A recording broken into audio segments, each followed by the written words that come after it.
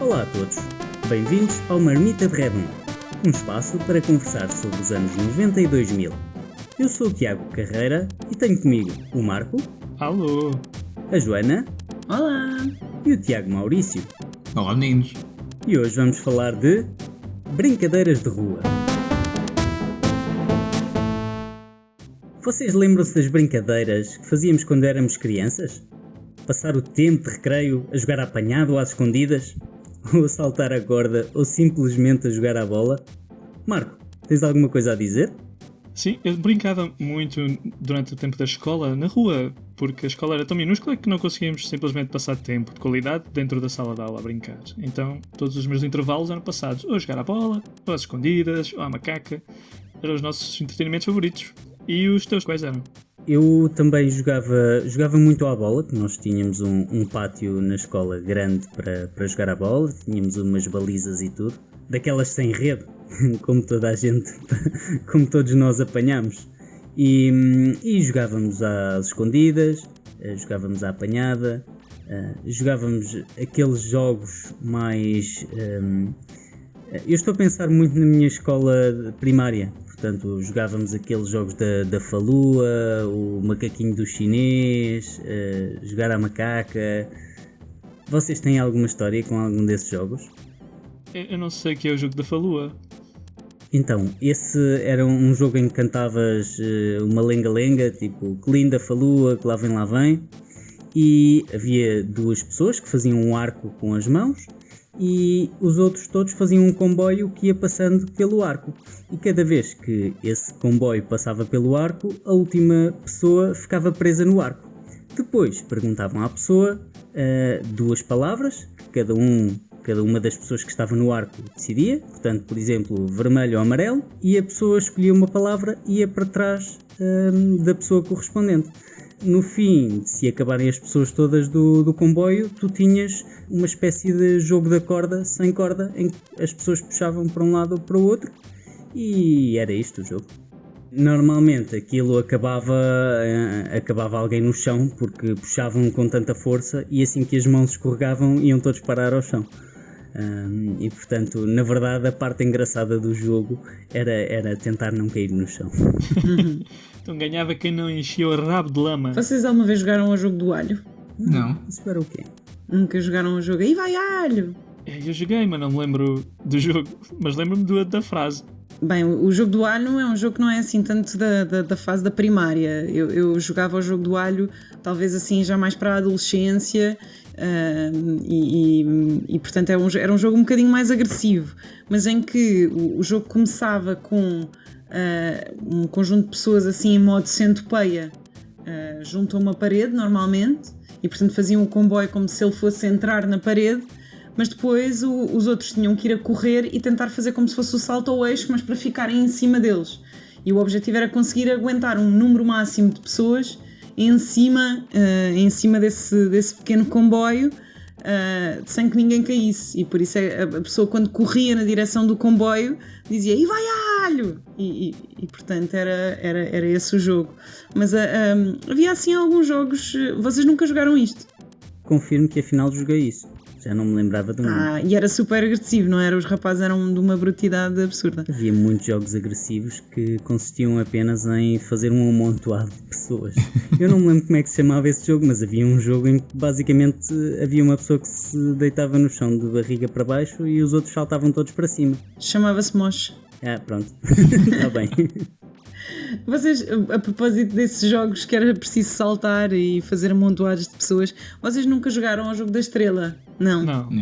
O jogo da estrela já tinha alguma acrobática, também jogávamos muito nos escoteiros, que havia 4 pessoas que faziam uma torre central, pernas afastadas e ombros juntos, e depois havia o primeiro nível da estrela em que as pessoas saltavam por cima dessa primeira torre e faziam como se fosse os braços da estrela, mas tinham que se virar e fazer como se fosse a ponte.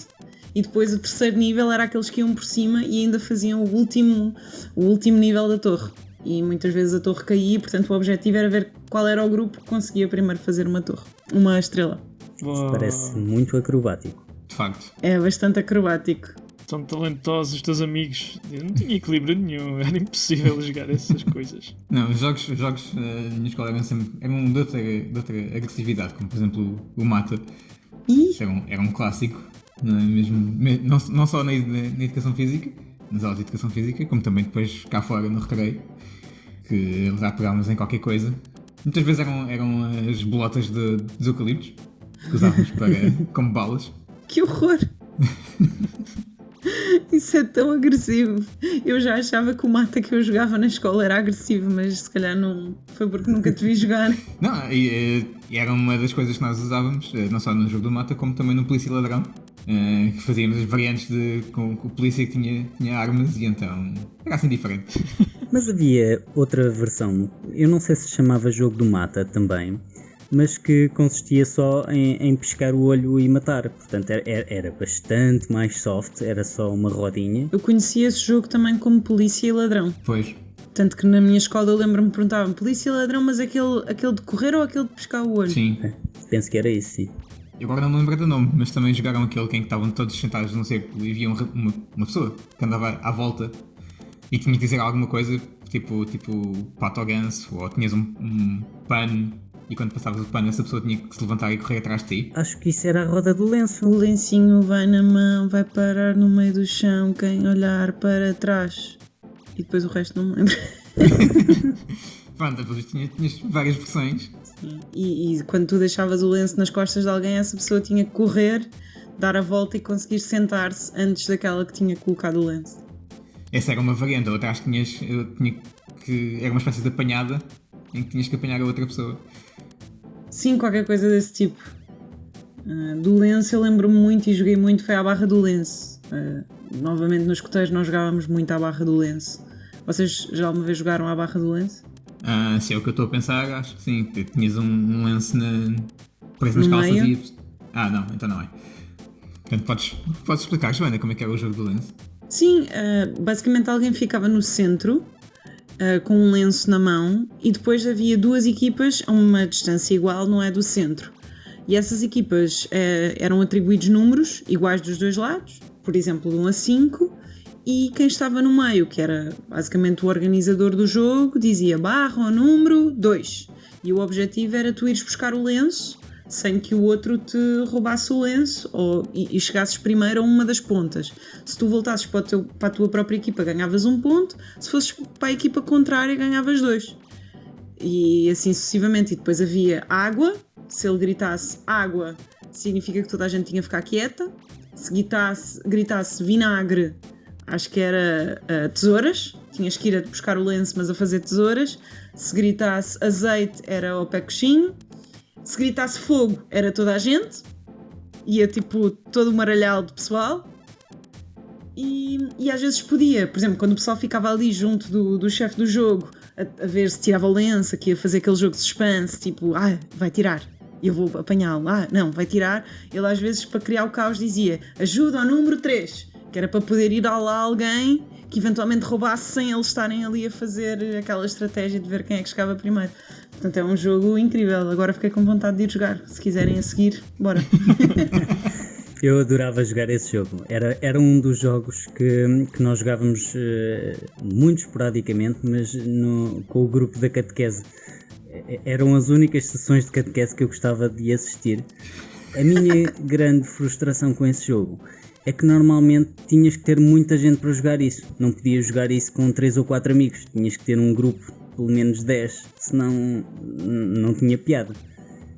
E era a minha frustração. Eu adorava esse jogo, mas nunca podia jogar. Eu como tinha grupos mais pequenos de amigos, que eu cresci numa aldeia pequenita, eu jogava um jogo chamado Arranca o Cepo. Vocês jogaram ao Arranca o Cepo? Não. Então, vocês, por exemplo, tinham 3 ou 4 amigos.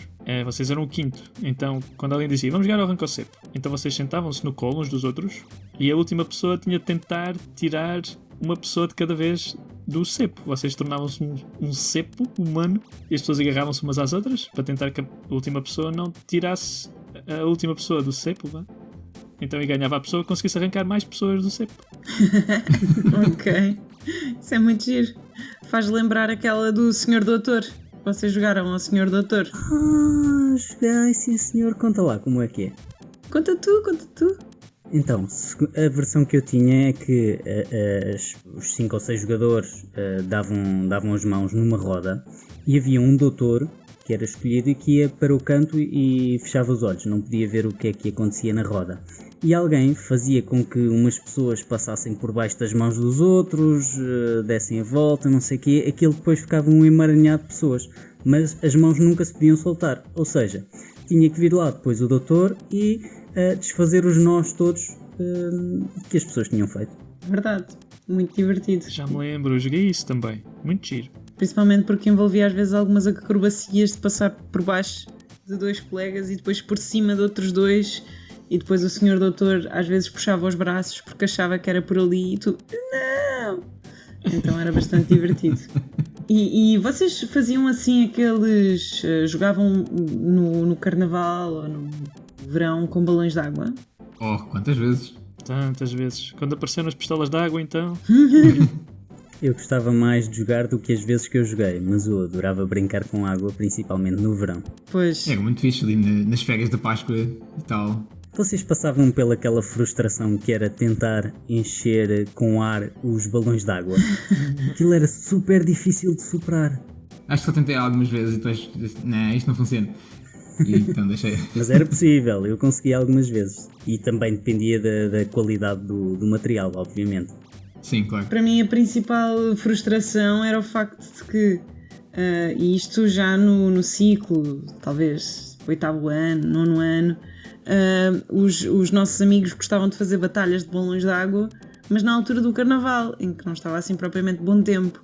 Então, e nós íamos para uma praça pública na rua, e usávamos tipo toda a praça para nos escondermos e fazermos uma batalha, mas uma batalha a sério. Havia equipas e as pessoas levavam aquilo bastante a sério. Tínhamos que ver se não passavam pessoas na rua, porque aquilo podia ser dramático.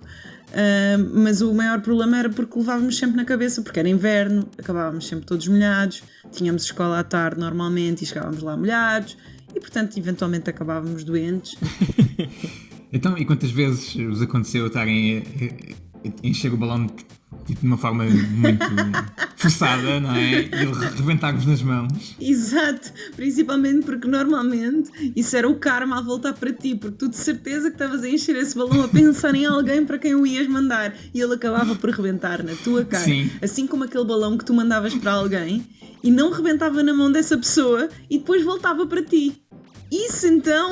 Sim, ou essa pessoa conseguia agarrar o balão e acertava-te na cara com Exato. Ou quando tu estavas a pegar no balão para lançar e ele te rebentava na mão. Isso então... Exato. Isso era muito traumático para mim. Bolas, tantos banhos que eu dei a mim mesmo. Foi horrível. E em vez de usar balões de água, usar balões absolutamente normais e enchê-los de água. Muito mais perigoso. Não, sim. Como assim? Como é que vocês faziam isso? Pegavas num balão normal e enchê-lo de água, só que aguenta muito mais água e é muito mais frágil. Então a probabilidade de tu apanhares com toda aquela água, que era bastante mais do que um balão de água, era ainda maior. Estou intrigada. Mas isso é quase meio quilo Pelos de vistos água. não vivi a minha infância. Exato, como é que tu mandavas meio quilo de água para de cima de outra pessoa? Não tinha força. Então, dava. Não enchias o balão todo, porque se enchesse o balão todo percebias rapidamente que não podias. Enchias o balão para aí até meio ou assim e era uma bazuca. Mas também rebentaria de forma... Era mais difícil de rebentar ou não? Se não tivesse todo cheio. Sim, tinhas que o atirar mais alto normalmente. Então havia aquela propriedade física que acontecia muito fixe, que tu atiravas o balão ao ar e o balão começava a girar e fazia do género de água, metade do balão ia para um lado e metade ia para o outro, então aquilo começava a girar. Era muito giro. Vocês também tinham baldes com balões de água? Sim, baldes, bacias, alguidares. Para ter as munições perto de As ti. munições, exatamente. Exatamente. Nós chegámos a fazer um jogo, não sei se vocês já alguma vez jogaram esse jogo, que era uma batalha naval de balões de água. Então tu punhas uma tela gigante a dividir as duas equipas, com um quadricular no chão, exatamente igual àquele que tens na batalha naval, mas em que tinhas que mandar balões de água para o lado de lá, para tentar acertar na outra equipa. É espetacular. Isso parece muito divertido. Muito divertido. também fazemos muitas vezes nos escuteiros. Isto, para quem não percebeu, todo o episódio é para dizer às pessoas vão para os escuteiros, é muito bom. Fazemos jogos incríveis. Episódio patrocinado por... Por acaso tenho de confirmar que acho que os escuteiros eram um dos grupos que mais jogos deste tipo faziam. E agora vou lançar um bocadinho de gasolina para cima do fogo. Na verdade era quase a única razão para querer ir para os escuteiros. Eram aqueles jogos fantásticos.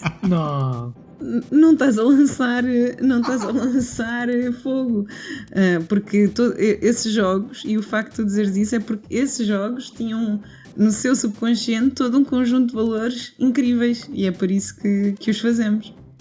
E queria só aqui mencionar alguns dos jogos mais clássicos que penso que todos nós jogamos, como as escondidas, a apanhada, e uma das coisas que eu queria falar na apanhada é como é que vocês chamavam ao sítio onde ninguém vos podia apanhar? Era o coito. De onde de raio vem esse nome? Nunca se questionaram? Não, por acaso não. Mas sabes a origem do coito? Espero que os ouvintes me esclareçam, porque eu tive sempre a noção que não era para perguntar aos meus pais. Sempre pensei, não é para perguntar a ninguém, então nunca perguntei a ninguém. Na verdade, não é coito, é couto, e que é um sinónimo de lugar imune ou refúgio. Mas coito tem mais piada. Coito tem mais piada. E digam-me uma coisa, jogos assim, daqueles mais ainda infantis, vocês gostavam, por exemplo, o jogo da macaca, o jogo das cadeiras, ou já era assim um jogo mais para meninas e vocês não jogavam? Ou saltar à corda, por exemplo? Saltar à corda não, mas a macaca sim. Não, eu joguei todos desses jogos. Eu saltava à corda, joguei à macaca, jogava um bocadinho de tudo. Macaquinho de chineses era muito giro. Nós na minha escola primária jogávamos muito ao macaquinho dos chineses, porque ainda por cima o pátio era muito grande na escola onde eu estava, e então era um jogo em que tínhamos muito espaço para percorrer para conseguir ganhar um macaquinho dos chineses. Corria-se muito. Corria-se. Mas eu acho que esse jogo era o princípio da sociedade e da discussão e da argumentação, porque era mexeste, não te mexeste. E então eu acho que aquilo era o início, basicamente talvez até seja o início das discussões no trânsito. Meteste, pá, não fizeste o pisca. Havia sempre aquele que fazia batota e quando a pessoa se virava ia por trás e corria como um desalmado. Exatamente, eu acho que todos esses jogos tinham esse dom de nos preparar para a vida, no fundo. Sim. Acho que é uma ótima conclusão para terminarmos este episódio. E esta foi a nossa experiência com brincadeiras infantis. Gostaram? Partilhem as vossas histórias sobre este ou outro assunto que queiram ver requentado neste pasquim. Obrigado por ouvirem e não percam o próximo episódio, porque nós também não!